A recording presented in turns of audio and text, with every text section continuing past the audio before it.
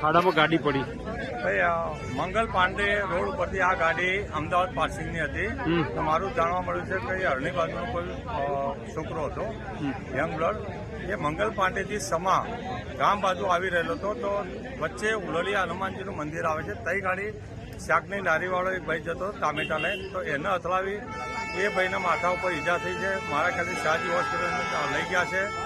એ ગાડી જલારામ મંદિરથી સમા રોડ ઉપર આવી રહેલી હતી.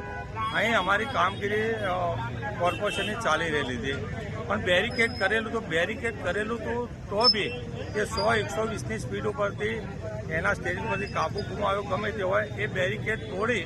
આપ જોઈ શકો ગાડી બેરિકેડ સાથે એટલો મોટો જમ્પ માર્યો છે. જમ્પ મારીને જે માટીનો ઢગલો છે એના ઉપર જે ફસાઈ ગયેલી છે.